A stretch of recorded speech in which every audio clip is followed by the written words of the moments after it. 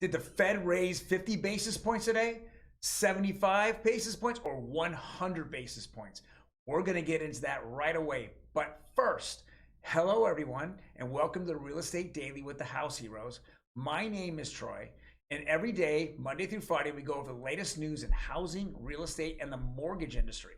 If you enjoy these updates, please hit and smash that subscribe button. Today is Wednesday, June 15th, and let's get into the news.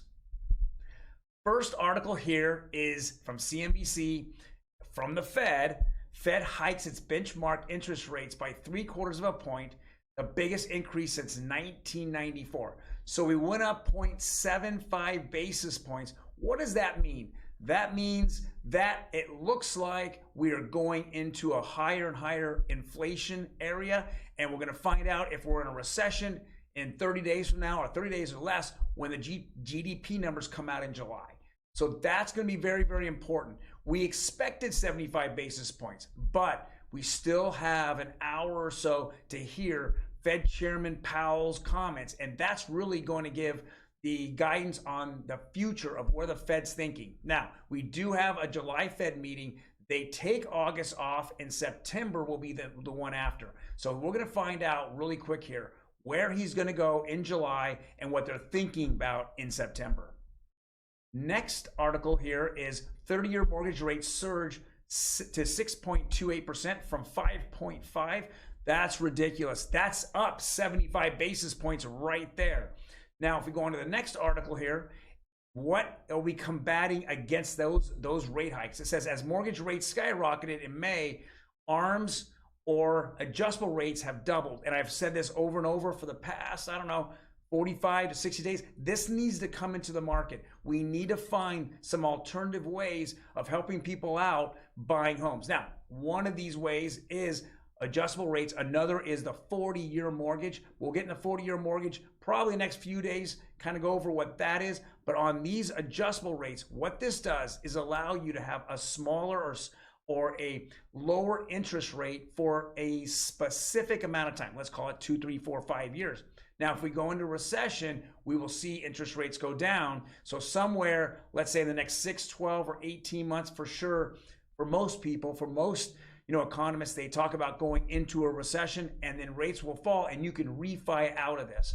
But right now, this is kind of a good way to get into a home right now with a lower interest rate. Next article here is Homebuilder sentiment drops the lowest level in 2 years as housing demand slows.